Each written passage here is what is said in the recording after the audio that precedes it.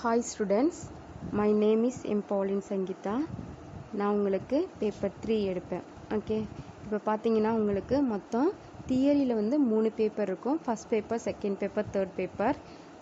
இதிலே ப்ராக்டிக்கல்லையும் 3 இருக்கும். First, second, third அப்படின்னு சொல்லிட்டு எழுதுவீங்க. இதில் நாங்கள் வந்து உங்களுக்கு தேர்ட் பேப்பர் நடத்துவேன். அது இல்லாமல் ஹெல்த் இன்ஸ்பெக்டர்ஸும் வந்து உங்களுக்கு என்ன செய்வாங்க, தேர்ட் பேப்பரில் நடத்துவாங்க. புரியுதுங்களா? சரி, நெக்ஸ்ட்டு உங்களுடைய குவாலிட்டிஸ் என்ன, எல்லாத்துக்குமே ஒரு குவாலிட்டின்னு இருக்குது. ஓகே, அதே போல் ஹெல்த் இன்ஸ்பெக்டர்ஸ்க்குன்னு என்ன செஞ்சுருக்கு, ஒரு குவாலிட்டி இருக்குது. ஓகே, அதாவது உங்களுக்குன்னு ஒரு கிராமம் கொடுத்துருவாங்க. அந்த கிராமத்தில் நீங்கள் தான் எல்லாத்தையும் என்ன செஞ்சுக்கணும், பார்த்துக்கணும்.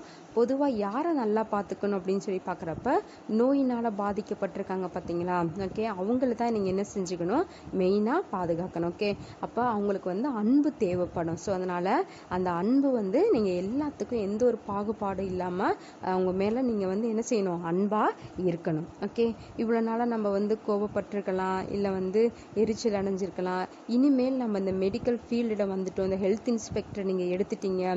ஸோ அதனால் இப்போ உங்களுக்கு என்ன செய்யக்கூடாது, அது மாதிரிலாம் நீங்கள் என்ன செய்யக்கூடாது, இருக்கக்கூடாது.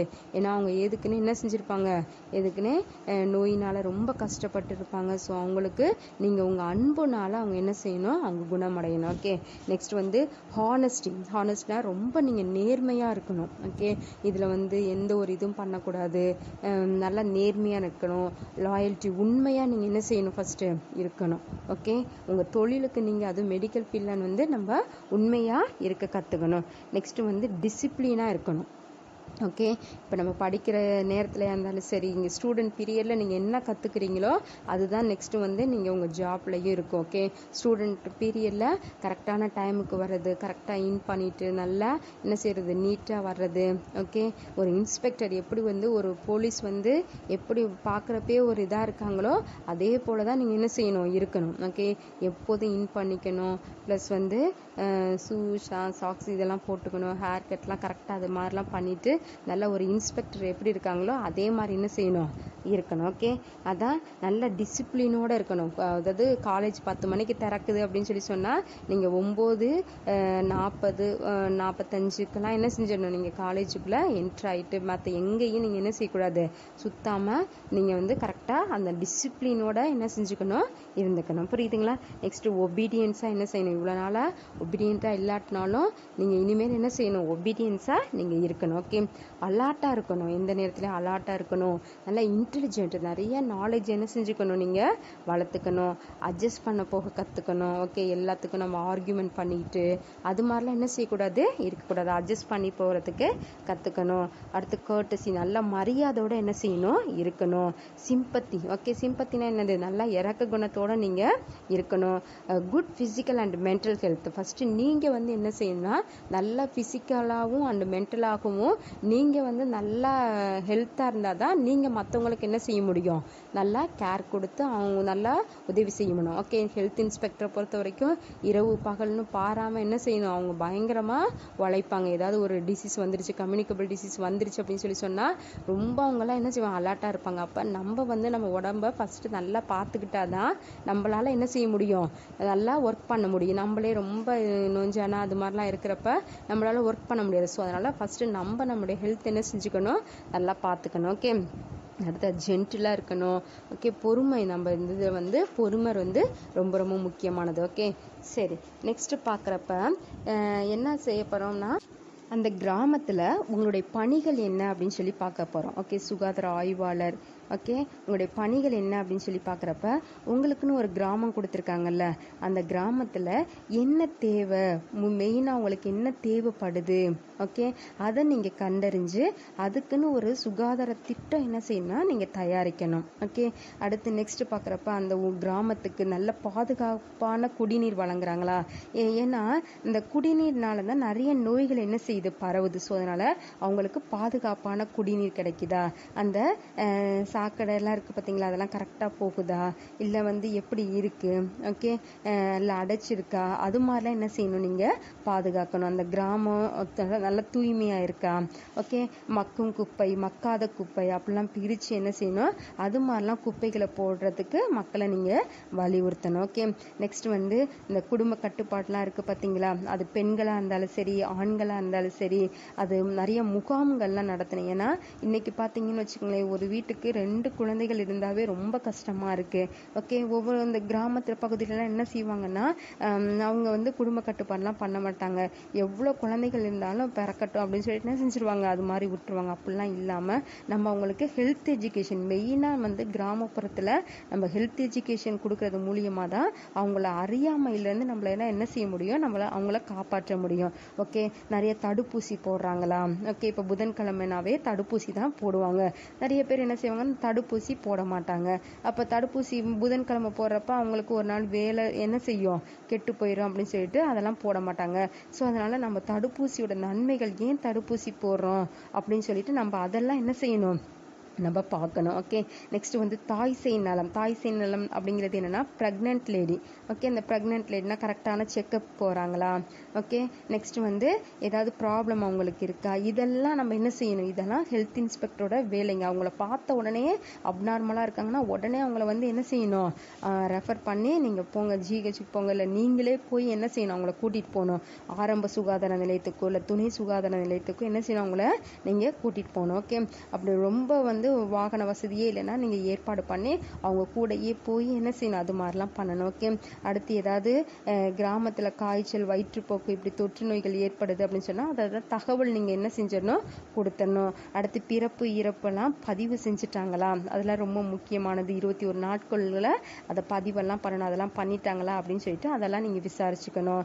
ஓகே, பெண் குழந்தைகள் பாதுகாப்பிற்கு உதவணும். ஏன்னா கிராமத்தில் பார்த்தீங்கன்னா பெண் குழந்தைகளை என்ன செய்வாங்க, ஆண் குழந்தைகளை தான் ரொம்ப உயர்வாக எண்ணுவாங்க, பெண் குழந்தைகளை ரொம்ப இதாக இருப்பாங்க. ஓகே, அப்போ அவங்களுக்கு நீங்கள் கொடுங்க, அப்படின்னு மரியாதை கொடுங்க, அவங்களும் ஒரு அப்படின்னு சொல்லிட்டு நம்ம என்ன செய்யணும், அவங்களுக்கு அதை பற்றிலாம் நம்ம என்ன செய்யணும், எடுத்து சொல்லணும் அவங்களுக்கு.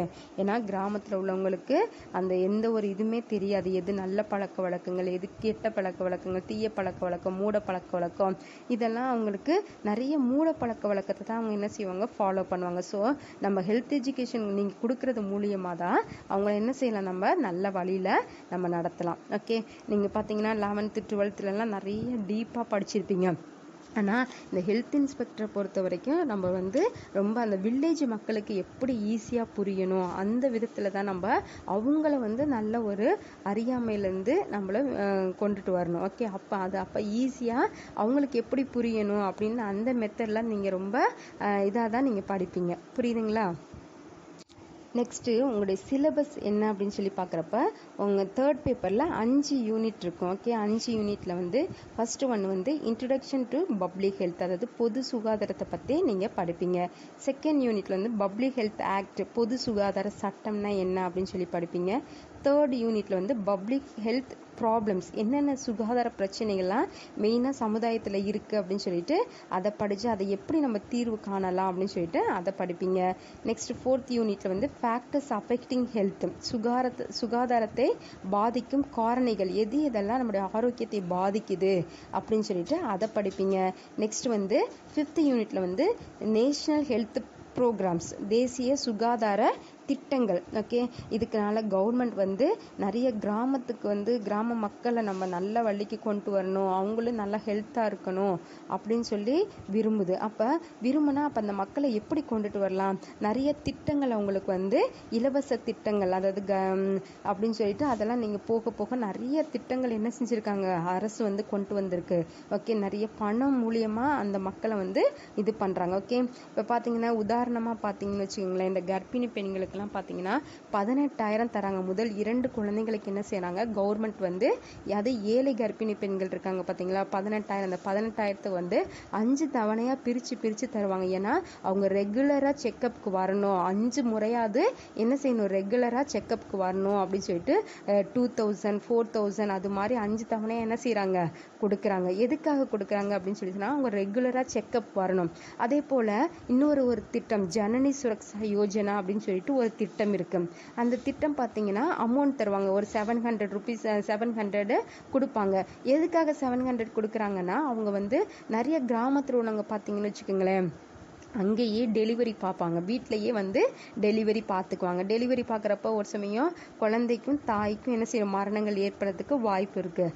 அதை தவிர்க்கிறதுக்காக என்ன பண்ணுறாங்க அப்படின்னு சொல்லி பார்க்குறப்ப, நம்முடைய மத்திய அரசும் மாநில அரசும் சேர்ந்து அவங்களுக்கு ஹாஸ்பிட்டல் டெலிவரி பார்க்கணும்னு சொல்லிட்டு 700 ருபீஸை என்ன செய்கிறாங்க, இது பண்ணிடுறாங்க.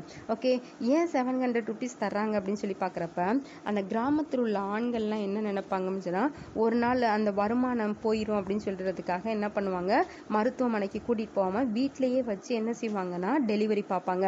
அதை தடுக்கிறதுக்கு தான் என்ன செய்யறாங்க, நீங்க வாங்க, நீங்க அங்க ஆஸ்பத்திரியில டெலிவரி பார்க்கணும், பார்த்தீங்கன்னா உங்களுக்கு அன்னைக்கே 700 ரூபாய் என்ன செஞ்சிருவோம், உங்க கை மேல கொடுத்துருவோம்.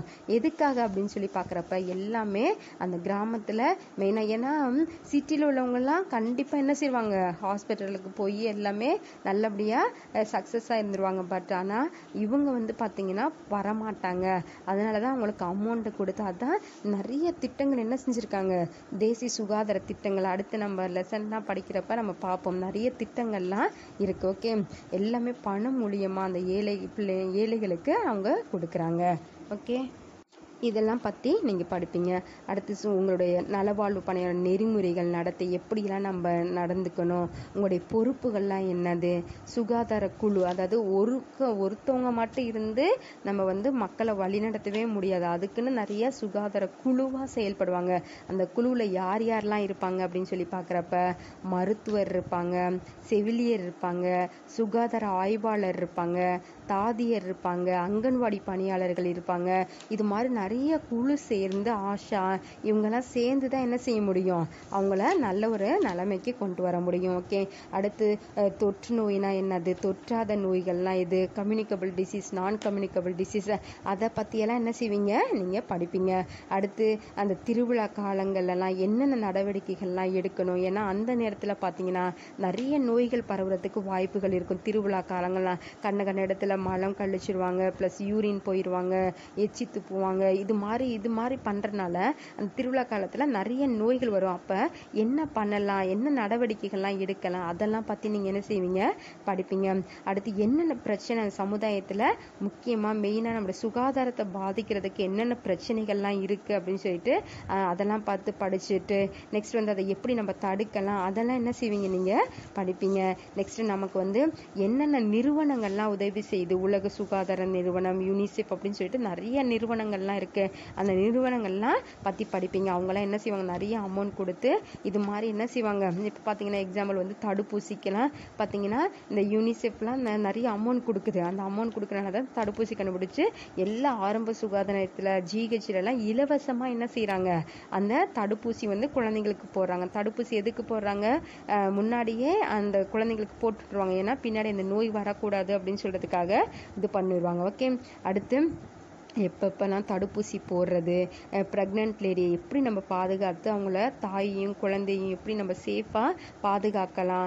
அடுத்து முதலுதவி, ஃபர்ஸ்ட் எய்டு, எல்லா டிசீஸ்க்கும் ஃபர்ஸ்ட் எய்டு. ஏன்னா எடுத்த உடனே அந்த கிராமத்தில் வந்து உங்களை தான் கூப்பிடுவாங்க, அப்போ என்ன பண்ணலாம் அப்படின்னு சொல்லிட்டு அந்த முதலுதவியெல்லாம் பற்றி என்ன செய்வோம், நம்ம படிப்போம். ஓகே, அடுத்து தமிழ்நாட்டில் என்னென்னலாம் திட்டங்கள் செயல்பட்டு வருகிறது, 108னா என்ன, 104னா என்ன, ஓகே, முத்துலட்சுமி ரெட்டினா என்ன, ஜனனி சுரக்ஷா யோஜனா என்ன, இது மாதிரி நிறைய திட்டங்கள்லாம் நமக்கு இருக்கு. அதெல்லாம் பத்தி நம்ம என்ன செய்வோம், படிப்போம். அது மீதியெல்லாம் நம்ம நெக்ஸ்ட் கிளாஸ்